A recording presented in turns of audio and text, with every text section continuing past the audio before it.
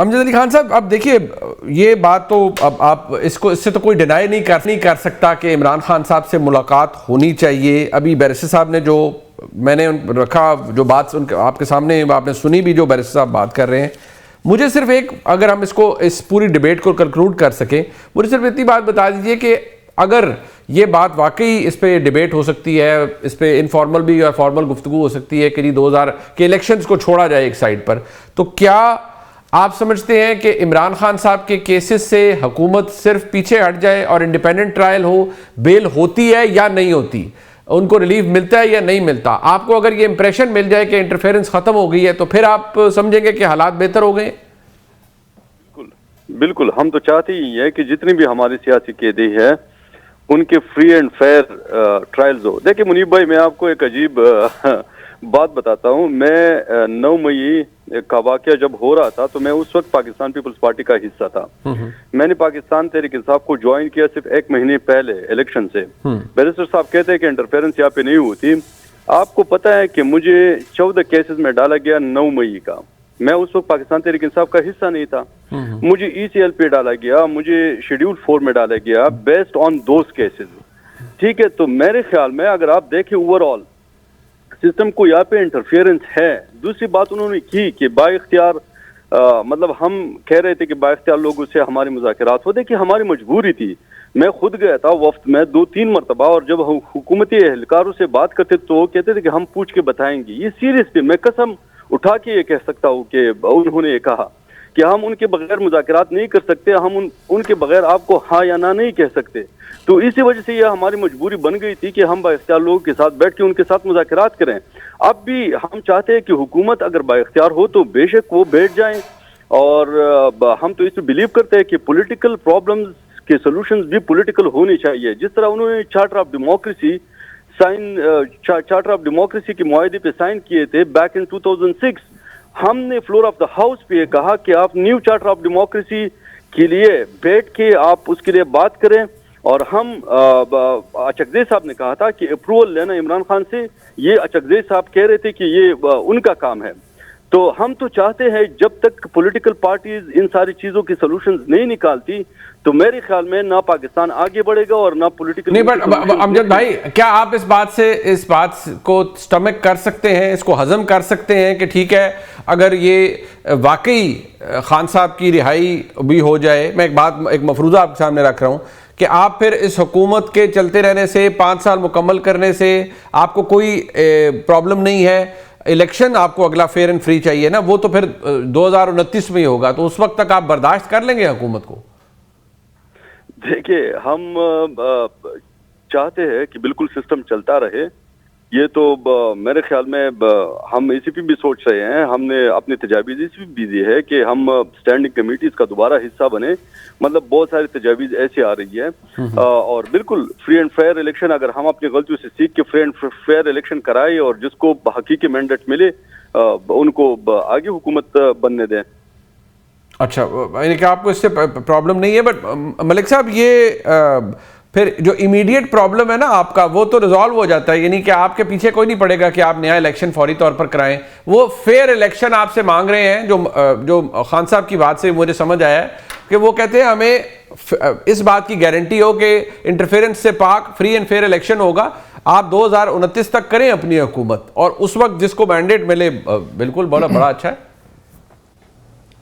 देखिए, यही तो मैंने मुनीब साहब बात की कि, और मैं कई शोज पे बात कर चुका हूं कि स्टार्टिंग पॉइंट या एजेंडा पॉइंट नंबर 1 क्या होगा, वो होना भी यही चाहिए कि आप इलेक्टोरल रिफॉर्म से बात करें। इलेक्टोरल रिफॉर्म्स ही वाहिद मसले का हल है कि किसी भी सियासी जमात को कोई भी अगर इशू है वो इसी हवाले से ना कि इलेक्शंस के अंदर जो हैं वो एनॉमलीज हैं। उनका स्टार्टिंग पॉइंट खान साहब की रिलीज है सर।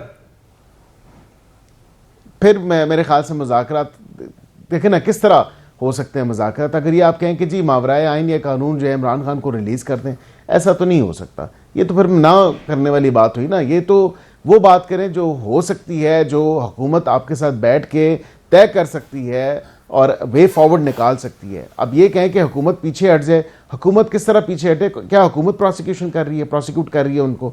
मतलब देखें ना, हुकूमत के इदारे कर रहे हैं ना, हुकूमत के तो कोई इंटरेस्ट नहीं इदारे कर रहे हैं ना। नैब कौन सा इदारा है सर? हुकूमती इदारे करते हैं, बट नॉट हुकूमत डायरेक्टली। ये भी तो आप देखें, हुकूमत डायरेक्टली तो इन्वॉल्व नहीं है ना, कोई सियासी जमात तो इन्वॉल्व नहीं है, ये वजीर आजम का दफ्तर तो इन्वॉल्व नहीं है, या किसी वजीर का दफ्तर तो इन्वॉल्व नहीं है।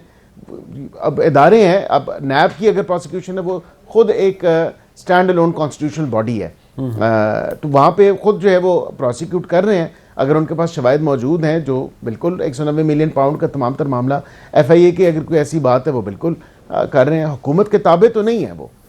अच्छा, मतलब आप ये कह रहे हैं कि आप खान साहब की रिहाई का कुछ नहीं कर सकते, वो अब आपका, क्योंकि वो इदारे कर रहे हैं, आप इलेक्टोरल रिफॉर्म्स पे बात कर सकते हैं और ऑल दीज फैंसी टॉपिक्स अदालतों से रुजू करें, जो उन्होंने रुजू किया हुआ है। अदालतें ही उनको रिलीफ दे सकती हैं, और अदालतों ने ही रिलीफ देना है, और अदालतें बिल्कुल अपना काम बखूबी सर। आप समझती हैं। हमारे मलिक साहब आप दिल पर हाथ रख के हल्फ दे देना, आप दिल पर हाथ रख के हल्फ दे दें कि भाई अदालतों के किसी केस से हमारा कोई ताल्लुक नहीं, हम नहीं रुकवा रहे समात को, या हम डिले नहीं करवा रहे, शायद फिर अमजद अली खान साहब को बिल्कुल एतबार आ जाए। बिल्कुल, मैं दिल पे हाथ रख के कह सकता हूं, और मैं ये आपको कह रहा हूं कि हमारी तरफ से कोई इंटरफेरेंस नहीं है हुकूमत की तरफ से।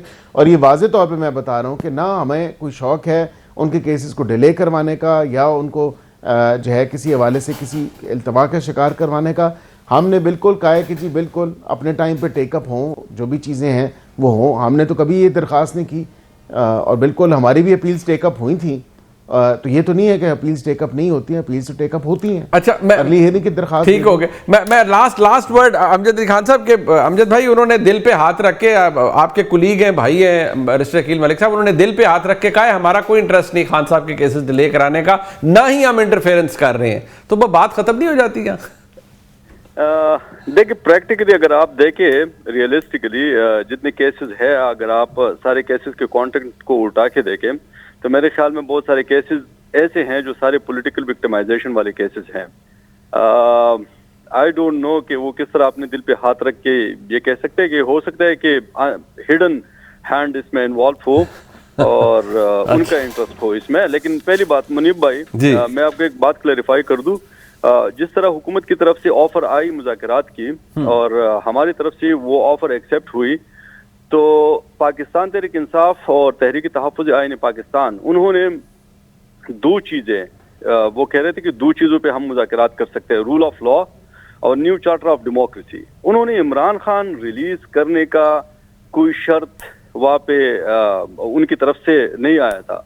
तो असल में देखिए, अगर रूल ऑफ लॉ यहाँ पे हो, न्यू चार्टर ऑफ डेमोक्रेसी के लिए अगर हम बात कर सकते हैं, तो बहुत सारे ऐसे मसाइल हैं जिनमें हल हो सकते हैं। मतलब it is not only focused on, जिस तरह ये लोग पेश कर रहे हैं इसको कि पर्सनल उसके लिए रिलीफ के लिए शायद पाकिस्तान तहरीक इंसाफ या तहरीक तहफ़्फ़ुज़ आईन पाकिस्तान मुज़ाकरात। बट एजेंडा आइटम नंबर 1 तो इमरान खान साहब की रिहाई है ना अमजद भाई, ये तो आप एग्री करेंगे आई थिंक। मैंने आपको कहा कि मुज़ाकरात का इख्तियार महमूद खान अचकज़ई अल्लामा नसर अब्बास के पास है, और वो चाह रहे थे कि रूल ऑफ लॉ और न्यू चार्टर ऑफ डेमोक्रेसी पे उन्होंने इमरान खान की रिहाई पे बात नहीं की थी। अच्छा, वो चाह रहे थे कि रूल ऑफ लॉ और चार्टर ऑफ डेमोक्रेसी पे हम बात करें, हम मुज़ाकरात यहाँ से स्टार्ट करें। ठीक हो गया।